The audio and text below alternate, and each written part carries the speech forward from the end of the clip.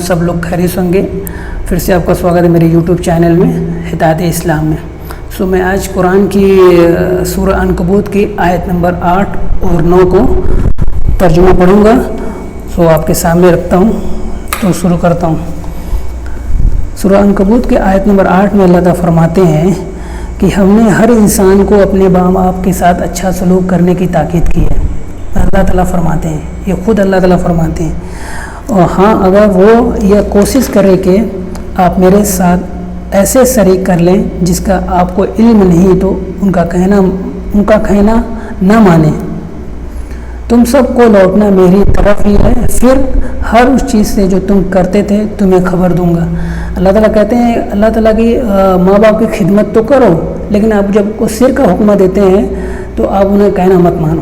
بہت سارے لوگ کہتے ہیں نا، ماں باپ بہت زیادہ وہ ججمنٹل ہو جاتے ہیں، نہیں مجھے یہی کرنا ہے، تجھے یہ نہیں کرنا ہے. آپ سمجھیں، قرآن پڑھیں گے تو آپ کو پوری اچھی طریقے سے نالج ہو جائے گی.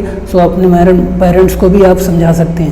تو اللہ تعالیٰ آیت نمبر 8 میں سورہ عنکبوت میں فرمائے، اور آیت نمبر 9 میں کیا فرماتے ہیں؟ اور جن لوگوں نے ایمان قبول کیا، یعنی ہم سبوں نے ایمان کے پہلے ہی قبول کیا ہے اور نیک کام کیے ہیں، ان میں سے آپ کو اپنے نیک بندوں میں شمار کر لوں گا. مطلب جو نیک کام کریں، اللہ تعالیٰ بولتے ہیں، اور نیک ایمان لائیں تو میں اپنے نیک بندوں میں شمار کر لوں گا. سبحان اللہ.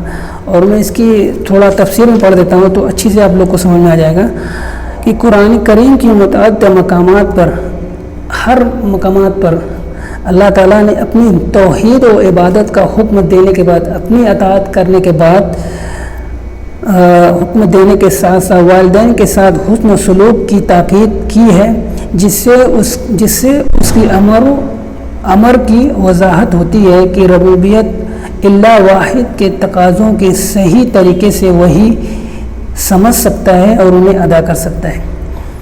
جو قرآن پڑھتا ہے اور جو اس کی تھوڑا سا نالج رکھتا ہے وہی اس بات کو سمجھ سکتا ہے کہ خدمت کیا ہوتی ہے. جو والدین کی اطاعت و خدمت کی تقاضوں کو سمجھتا ہے اور ادا کرتا ہے، جو شخص یہ بات سمجھنے سے قاصر ہے، یعنی جو اس بات کو نہیں سمجھ رہا ہے کہ ماں باپ کی خدمت کرنی چاہیے، تو اللہ تعالیٰ کیا فرماتا ہے؟ دنیا میں اس کا وجود والدین کی باہمی قربت کا نتیجہ اور اس کی تربیت و پرداپت ان کی غائب مہربانی ہے. مطلب جو انہوں نے انہیں پیدا کیا، ان کی پرورش کی اور ان کو پالا پوسا، تو یہ نہ سمجھے.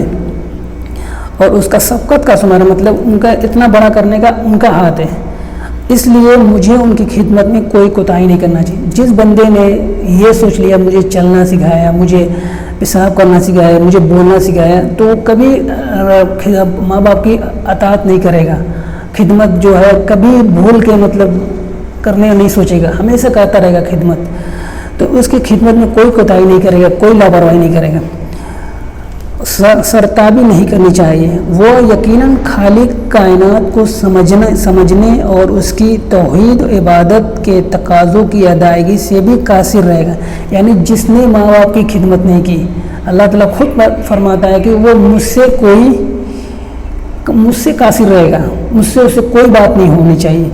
وہ کہہ رہے ہیں کہ خالق کائنات کو سمجھنے اور اس کی توحید عبادت کی تقاضوں کی ادائیگی سے بھی قاصر رہے گا. مطلب وہ ان کو ہدایت نہیں دیں گے، وہ ان کو گمان کر دیں گے، وہ غلط کاموں میں ملوث ہو جائیں گے. اسی لیے حدیث میں بھی والدین کے ساتھ حسن سلوک کی بڑی تاکید کی. ہر جگہ مطلب یہ بہت بڑا ٹاپک ہے کہ ماں باپ کی خدمت کا جو ہے اللہ تعالیٰ واضح کر دیا ہے کہ خدمت کرنی ہے. تو حدیث میں والدین کے ساتھ حسن سلوک کی بڑی تاکید آئی ہے. ایک حدیث میں ماشاءاللہ یہ مجھے بہت اچھا لگا. ایک حدیث میں آئی ہے کہ والدین کی رضامندی کو اللہ کی رضامندی، ان کی ناراضگی کو اللہ کی ناراضگی کا باعث قرار دیا ہے. مطلب جو آپ اپنے ماں باپ کی بات مانتے ہو سو اللہ کی بات مانتے ہو، لیکن یہ مت سوچ لیجیے گا کہ آپ جو ماں باپ اگر سیر کا کام کرتے ہیں تو اللہ تعالیٰ بھی سیر کا کام کرواتا ہے. نہیں، یہ ایک اچھے وے میں بول رہے ہیں اللہ تعالیٰ.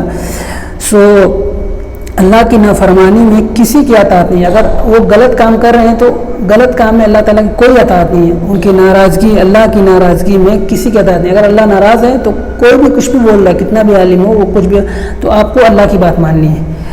اور آگے اس میں آتے ہیں، یعنی اگر کسی کی والدین مشرک ہوں گے تو مومن بیٹا جو ہے وہ نیکیوں کے ساتھ ہوگا نہ کہ والدین کے ساتھ۔